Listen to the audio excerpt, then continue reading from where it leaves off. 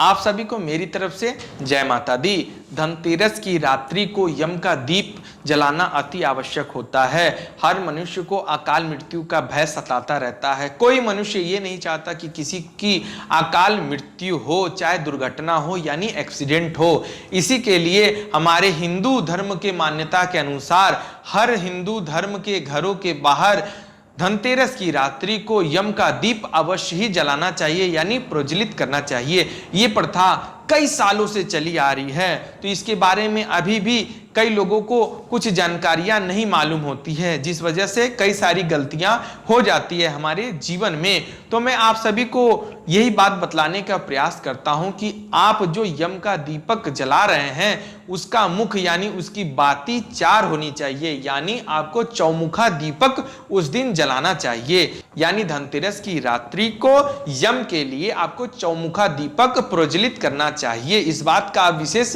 ध्यान रखें। और साथ ही मैं आप सभी को एक बात बता दूं कि आपको यम के दीपक के लिए नए दिए का प्रयोग नहीं करना है, आपको पुराने दिए का प्रयोग करना है। इस बात को आप विशेष ध्यान रखिएगा। अगर आपके पास पुराना दिया ना हो तो इसके लिए कोई विशेष दोष नहीं है, लेकिन आप खोजने का प्रयास अवश्य करिएगा।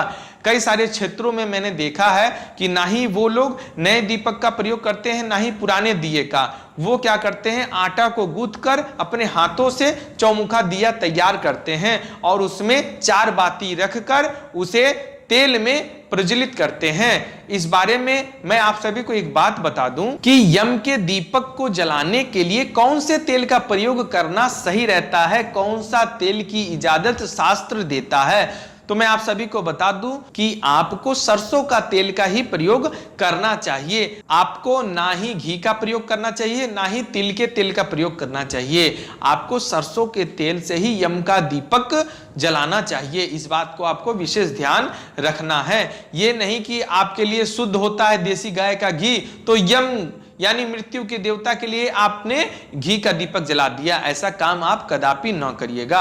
आपको सरसों के तेल से ही चौमुखा दीपक प्रज्वलित करना चाहिए यम की देवता के लिए। और रही बात कि यम का दीपक जलाने का सही समय कितने बजे है, तो मैं आप सभी को बता दूं कि जब सूर्य पूरी तरीके से अस्त हो चुका हो, यानी दिन पूरी तरीके से ढल चुका हो, रात्रि पूरी तरीके से हो चुकी हो, तभी आपको इस दिए को जलाना चाहिए। रही बात समय की, तो आप शाम 6 बजे से लेकर रात्रि 9 बजे के बीच में कभी भी इसे प्रज्वलित कर सकते हैं। लेकिन आपको एक बात का विशेष ध्यान देना चाहिए कि आपको धनतेरस के दिन शुद्ध शाकाहारी भोजन ही करना चाहिए। आपको मांसाहारी भोजन करके इस दिए को कदापि नहीं जलाना चाहिए। और साथ ही आप नहा धोआ के आपको पवित्र अवस्था में ही इस दिए को जलाना अति आवश्यक होता है। ये सारी बातें शास्त्रों व ग्रंथों में लिखित आई हैं, तो इस बात को आप विशेष ध्यान रखिएगा।